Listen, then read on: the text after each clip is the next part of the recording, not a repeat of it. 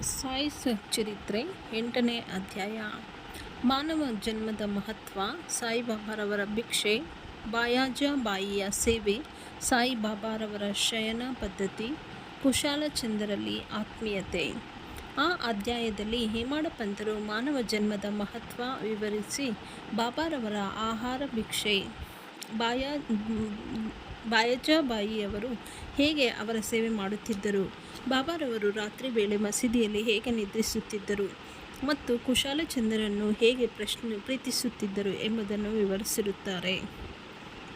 ಮಾನವ ಜನ್ಮದ ಮಹತ್ವ. ಪ್ರಪಂಚದಲ್ಲಿ ಸ್ವರ್ಗ, ಮರ್ತ್ಯ, ನರಕ, ಪಾತಾಳ, ಸಾಗರ, ಗಗನ ಮತ್ತು ಇನ್ನಿತರ ಲೋಕಗಳೂ ಸೇರಿ ಆ ಪರಮಾತ್ಮನು ಕೋಟಿಗಟ್ಟಲೆ ಪ್ರಾಣಿಗಳನ್ನು ಮತ್ತು ಮಾನವರನ್ನು ಸೃಷ್ಟಿಸಿರುತ್ತಾನೆ.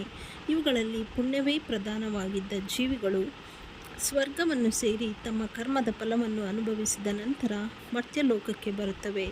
ಯಾವುದರಲ್ಲಿ ಪಾಪವೇ ಪ್ರಧಾನವಾಗಿರುವುದೋ ಅವು ನರಕಕ್ಕೆ ಹೋಗಿ ತಮ್ಮ ಕರ್ಮಾನುಸಾರ ನರಕಯಾತನೆ ಅನುಭವಿಸುತ್ತವೆ. ಪಾಪ ಪುಣ್ಯಗಳು ಸಮತೂಗಿದಾಗ ಅವು ಭೂಲೋಕದಲ್ಲಿ ಮಾನವ ಜನ್ಮವನ್ನು ಪಡೆಯುತ್ತವೆ. ಈ ಒಂದು ಜನ್ಮದಲ್ಲಿ ನಮಗೆ ಪರಮಾತ್ಮನು ಮುಕ್ತಿ ಪಡೆಯಲು ಅವಕಾಶ ನೀಡುತ್ತಾನೆ. ಪಾಪ ಪುಣ್ಯಗಳಿಂದ ಮುಕ್ತರಾದವರಿಗೆ ಮೋಕ್ಷ ದೊರಕುತ್ತದೆ. ಆತ್ಮಗಳು ತಮ್ಮ ಕರ್ಮಾನುಸಾರ ಪುನರ್ಜನ್ಮ ತಾಳುತ್ತವೆ. ಮಾನವ ದೇಹದ ಬೆಲೆ. ನಮಗೆ ತಿಳಿದಿರುವಂತೆ ಆಹಾರ, ನಿದ್ರೆ, ಹೆದರಿಕೆ ಮತ್ತು ಲೈಂಗಿಕ ಸಂಬಂಧ ಇವು 4 ಸಮಸ್ತ ಸೃಷ್ಟಿಗಳಿಗೂ ಸಾಮಾನ್ಯ. ಆದರೆ ಮಾನವನಿಗೆ ಯಾವ ಜನ್ಮದಲ್ಲಿಯೂ ಸಾಧ್ಯವಾಗದಂತಹ ಆ ಪರಮಾತ್ಮನನ್ನು ಹೊಂದಬಹುದಾದ ವಿಶೇಷವಾದ ಜ್ಞಾನದ ಸೌಲಭ್ಯವಿದೆ. ಆದುದರಿಂದಲೇ ದೇವತೆಗಳಿಗೂ ಕೂಡ ಮಾನವನ ಈ ಶಕ್ತಿಯನ್ನು ಕಂಡರೆ ಅಸೂಯೆ. ಮಲ, ಶ್ಲೇಷ್ಮ, ಅಮ್ಮ ಮತ್ತು ಕೊಳೆ ಇವುಗಳಿಂದ ಕೂಡಿದ ಮತ್ತು ರೋಗ ರುಜಿನಗಳಿಗೆ ಬಲಿಯಾಗಿರುವ ಈ ಮಾನವ ಜನ್ಮದಂತಹ ಕೆಟ್ಟ ಜನ್ಮ ಇನ್ಯಾವುದಿದೆ ಎಂದು ಕೆಲವರ ಅಭಿಪ್ರಾಯ. ಇದು ಸ್ವಲ್ಪ ಮಟ್ಟಿಗೆ ನಿಜವೇನೋ ಹೌದು. ಈ ನ್ಯೂನತೆಗಳನ್ನೊಳಗೊಂಡಿದ್ದರೂ ಸಹ ಮಾನವ ಜನ್ಮಕ್ಕೆ ಮಹತ್ವ ಹೆಚ್ಚು, ಏಕೆಂದರೆ ಮಾನವನಿಗೆ ಜ್ಞಾನವನ್ನು ಪಡೆಯುವ ಶಕ್ತಿ ಇದೆ. ಮಾನವನು ಈ ದೇಹದ ಮತ್ತು ಪ್ರಪಂಚದ ತಾತ್ಕಾಲಿಕತೆ, ಇಂದ್ರಿಯ ಭೋಗಗಳಲ್ಲಿ ಜಿಗುಪ್ಸೆ, ಸತ್ಯ ಮತ್ತು ಮಿಥ್ಯದ ಸಾಮ್ಯತೆ ಇವುಗಳನ್ನು ತುಲನೆ ಮಾಡಿ ಆ ಪರಮಾತ್ಮನನ್ನು ಹೊಂದಲು ಸಹಾಯಕವಾದ ಜ್ಞಾನವನ್ನು ಹೊಂದಬಹುದು. ಮಾನವ ಜನ್ಮ ಮಲಮಯ ಎಂದು ಉದಾಸೀನರಾದರೆ ಆ ಪರಮಾತ್ಮನನ್ನು ಹೊಂದುವ ಸೌಲಭ್ಯ ಕಳೆದುಕೊಳ್ಳುತ್ತಾರೆ. ಇಂದ್ರಿಯ ಭೋಗಗಳೇ ಲೇಸೆಂದು ಅತ್ತ ಕಡೆಗೆ ಮನಹರಿಸಿದರೆ ನರಕದ ಬಾಗಿಲು ಕಾದಿರುತ್ತದೆ. ಆದುದರಿಂದ ನಾವು ಕುದುರೆಯ ಮೇಲೆ ಕುಳಿತಿರುವ ಸವಾರನು ತಮ್ಮ ಗುರಿಯನ್ನು ಮುಟ್ಟಿ ಹಿಂದಿರುಗುವ ತನಕ ತನ್ನ ಕುದುರೆಯನ್ನು ಹೇಗೆ ಬಹಳ ಎಚ್ಚರಿಕೆಯಿಂದ ನೋಡಿಕೊಳ್ಳುತ್ತಾನೆಯೋ ಅದೇ ರೀತಿಯಲ್ಲಿ ನಾವು ನಮ್ಮ ದೇಹವನ್ನು ಕಾಪಾಡಬೇಕು. ಈ ಮಾನವ ಜನ್ಮದಲ್ಲಿ ಪರಮಾತ್ಮನನ್ನು ಕಾಣಲು ಅನುಕೂಲವಾಗುವಂತಹ ಆತ್ಮಜ್ಞಾನವನ್ನು ಪಡೆಯಲು ಶ್ರಮಿಸಬೇಕು. ಪರಮಾತ್ಮನು ಅನೇಕ ಪ್ರಾಣಿಗಳನ್ನು ಸೃಷ್ಟಿಸಿದ ನಂತರವೂ ಸಹ ತೃಪ್ತನಾಗಲಿಲ್ಲ. ಕಾರಣವೇನೆಂದರೆ ತನ್ನ ಕೆಲಸವನ್ನು ಹೊಗಳುವಂತಹ ಯೋಗ್ಯತೆ ಯಾವ ಪ್ರಾಣಿಗಳಿಗೂ ಸಹ ಇರಲಿಲ್ಲ. ಆದುದರಿಂದ ಅವನು ಬೇರೊಂದು ಜೀವವನ್ನು ಸೃಷ್ಟಿಸಬೇಕಾಯಿತು. ಅದಕ್ಕೆ ವಿಶೇಷವಾದ ಜ್ಞಾನ ಬಲವನ್ನು ಕೊಟ್ಟನು. ಈ ಹೊಸ ಸೃಷ್ಟಿಯೇ ಮಾನವ. ಆಗ ಮಾನವನಿಗೆ ತನ್ನ ಲೀಲೆಯನ್ನು ಹೊಗಳುವಂತಹ ಶಕ್ತಿ ಇದೆ ಎಂದು ತೃಪ್ತಿ ಹೊಂದಿದನು.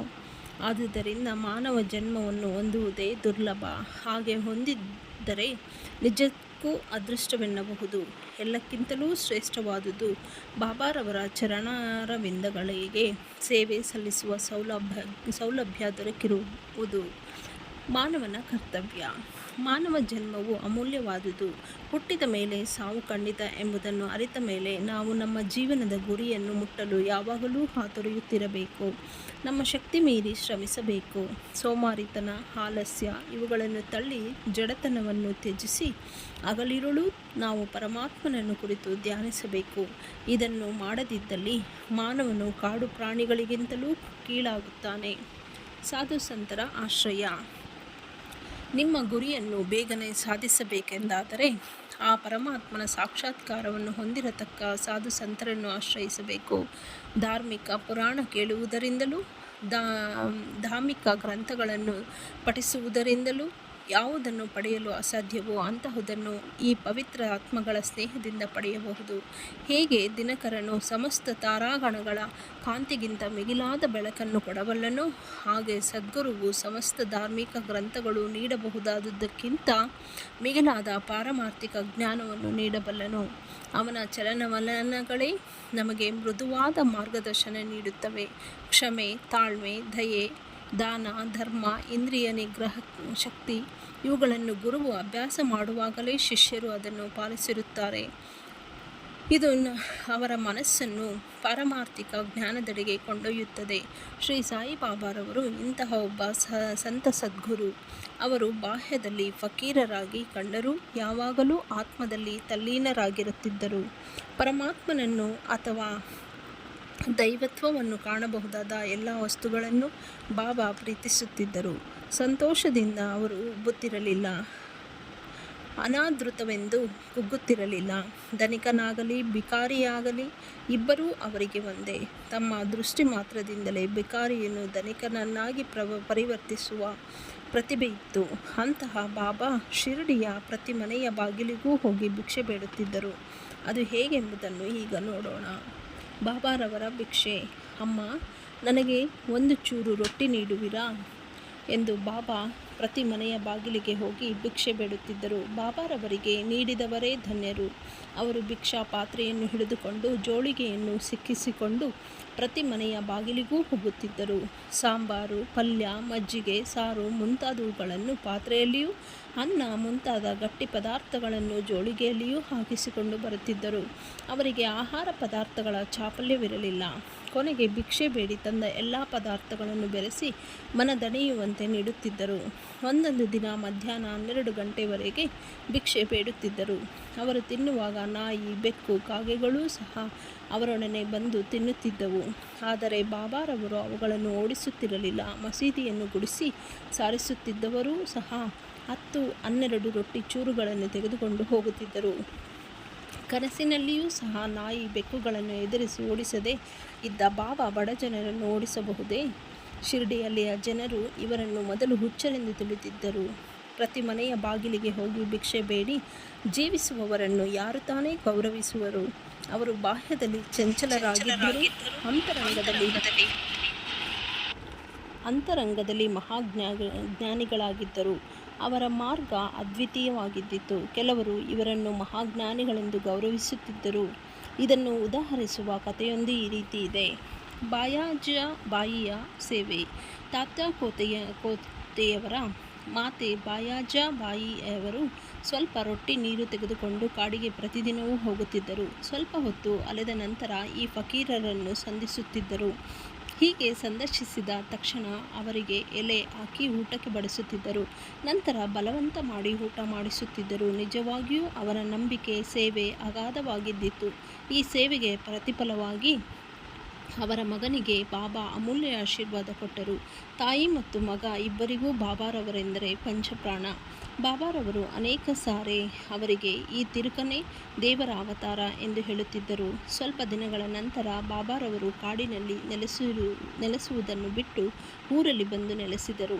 ನಂತರ ಬಾಯಿಯವರಿಗೆ ಕಾಡಿನಲ್ಲಿ ಅಲೆಯುವ ಕಷ್ಟ ತಪ್ಪಿತ್ತು. ತ್ರಿಮೂರ್ತಿಗಳ ಶಯನ. ಯಾರ ಅಂತರಾತ್ಮದಲ್ಲಿ ಪರಮಾತ್ಮನು ವಾಸಿಸುವನೋ ಅಂತಹ ಸಂತರೇ ಧನ್ಯರು.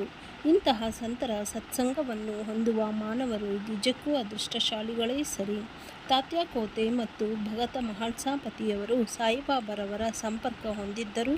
ಸಾಯಿಬಾಬಾರವರೂ ಸಹ ಅವರಲ್ಲಿ ಅತ್ಯಂತ ಪ್ರೀತಿ ಇಟ್ಟಿದ್ದರು. ಈ ಮೂವರು ಒಬ್ಬನು ಪಶ್ಚಿಮಕ್ಕೂ ಮತ್ತೊಬ್ಬನು ಪೂರ್ವಕ್ಕೂ ಮಗದೊಬ್ಬನು ಉತ್ತರಕ್ಕೂ ತಲೆ ಮಾಡಿಕೊಂಡು ಕಾಲುಗಳನ್ನು ಒಂದೆಡೆ ಕೂಡಿಸಿಕೊಂಡು ಮಸೀದಿಯಲ್ಲಿ ಮಲಗುತ್ತಿದ್ದರು. ಅನೇಕ ಸಾರಿ ಮಧ್ಯರಾತ್ರಿಯವರೆಗೂ ಹರಟೆ ಹೊಡೆಯುತ್ತಾ ನಂತರ ನಿದ್ರಿಸುತ್ತಿದ್ದರು. ಒಬ್ಬನು ನಿದ್ದೆ ಮಾಡಲು ಆರಂಭ ಮಾಡಿದರೆ ಮತ್ತೊಬ್ಬನು ಎಚ್ಚರಗೊಳ್ಳುತ್ತಿದ್ದನು. ಉದಾಹರಣೆಗಾಗಿ ತಾತ್ಯ ನಿದ್ರಿಸಿದರೆ ಬಾಬಾರವರು ಕೂಡಲೇ ಎದ್ದು ಅವನನ್ನು ಅಲುಗಾಡಿಸಿ ಎಚ್ಚರಿಸುತ್ತಿದ್ದರು. ಮಹಲ್ಸಾಪತಿ ನಿದ್ರಿಸಿದರೆ ಅವರನ್ನು ಅಮಕಿ ಎಚ್ಚರಿಸುತ್ತಿದ್ದನು. ಈ ರೀತಿ 14 ವರ್ಷಗಳವರೆಗೆ ತಾತ್ಯಾರವರು ತಮ್ಮ ಮನೆಯನ್ನು ಬಿಟ್ಟು ಬಾಬಾರವರೊಡನೆ ಮಸೀದಿಯಲ್ಲಿ ಮಲಗುತ್ತಿದ್ದರು. ಬಾಬಾರವರ ಪ್ರೇಮ ಮತ್ತು ದಯೆ ಇವುಗಳನ್ನು ವಿವರಿಸಲು ಯಾರಿಂದ ಸಾಧ್ಯ? ತಾತ್ಯಾರವರು ತಮ್ಮ ತಂದೆಯು ಕಾಲವಾದ ನಂತರ ಪ್ರಪಂಚದ ಭಾರ ಹೊರಬೇಕಾಗಿದ್ದುದರಿಂದ ಮನೆಯಲ್ಲಿ ಮಲಗಹತ್ತಿದರು. ರಾಹತಾದ ಕುಶಾಲಚಂದ ಬಾಬಾರವರಿಗೆ ಶಿರಡಿಯ ಗಣಪತ ಕೋಟೆಯವರೆಂದರೆ ಬಹಳ ಪ್ರೀತಿ. ರಾಹತಾದ ಚಂದ್ರಭಾನು ಸೇಠಾರವರೆಂದರೂ ಅಷ್ಟೇ ಪ್ರೀತಿ ಮತ್ತು ಆದರ. ಶ್ರೀ ಸೇಠಾರವರು ಗತಿಸಿದ ನಂತರ ಅವರ ಸೋದರಿಯ ಮಗನಾದ ಕುಶಾಲಚಂದ ಅವರನ್ನು ಅದೇ ರೀತಿ ಪ್ರೀತಿಸುತ್ತಿದ್ದರು. ಅವರ ಯೋಗಕ್ಷೇಮವನ್ನು ಹಗಲು ರಾತ್ರಿ ಚಿಂತಿಸುತ್ತಿದ್ದರು. ಕೆಲವು ಸಾರಿ ಸಂಗಡಿಗರೊಂದಿಗೆ ಎತ್ತಿನ ಗಾಡಿಯಲ್ಲಿ ಅಥವಾ ಟಾಂಗಾದಲ್ಲಿ ಆಗಾಗ ರಾಹತಕ್ಕೆ ಬಂದು ಹೋಗುತ್ತಿದ್ದರು. ರಾಹತಕ್ಕೆ ಹೋದಾಗ ಅಲ್ಲಿಯ ಭಕ್ತರು ವಾದ್ಯ ಮೃದಂಗ ಮೊದಲಾದ ವೈಭವದೊಡನೆ ಬಾಬಾ ಅವರನ್ನು ಸ್ವಾಗತಿಸುತ್ತಿದ್ದರು. ನಂತರ ಊರಿನಲ್ಲಿ ಮೆರವಣಿಗೆ ಮಾಡುತ್ತಿದ್ದರು. ಕುಶಾಲಚಂದರು ಬಾಬಾರವರನ್ನು ಮನೆಗೆ ಕರೆದುಕೊಂಡು ಹೋಗಿ ಆದರ ಆತಿಥ್ಯ ಮಾಡುತ್ತಿದ್ದರು. ಅಲ್ಲಿ ಸ್ವಲ್ಪ ಕಾಲವಿದ್ದ ನಂತರ ಶಿರಡಿಗೆ ಹಿಂತಿರುಗುತ್ತಿದ್ದರು. ಶಿರಡಿಯು ರಾಹತ ಮತ್ತು ನಿಮಂಗಾವಗಳಿಗೆ ಸಮದೂರದಲ್ಲಿದೆ. ಬಾಬಾ ತಮ್ಮ ಜೀವಮಾನದಲ್ಲಿ ಈ 2 ಹಳ್ಳಿಗಳಿಂದಾಚೆ ಹೋಗಿರಲಿಲ್ಲ. ಅವರು ರೈಲು ಬಂಡಿಯನ್ನು ನೋಡಿಯೇ ಇರಲಿಲ್ಲ. ಆದರೂ ಅವು ಬರುವ ಕಾಲ, ಹೊರಡುವ ಕಾಲ ಎಲ್ಲ ತಿಳಿದಿರುತ್ತಿದ್ದರು. ಶಿರಡಿಯಿಂದ ಹೊರಡುವ ಸಮಯದಲ್ಲಿ ಬಾಬಾ ಅವರ ಆಜ್ಞಾನುಸಾರ ವರ್ತಿಸಿದವರಿಗೆ ಪ್ರಯಾಣ ಸುಗಮವಾಗುತ್ತಿತ್ತು. ಉಳಿದವರಿಗೆ 2 ತೊಡರುಗಳು ಸಂಭವಿಸುತ್ತಿದ್ದವು. ಈ ವಿಚಾರವನ್ನು ಮುಂದಿನ ಅಧ್ಯಾಯದಲ್ಲಿ ನೋಡೋಣ. ಶ್ರೀ ಸಾಯಿ ಪ್ರಣಾಮ. ಎಲ್ಲರಿಗೂ ವಂದನೆಗಳು.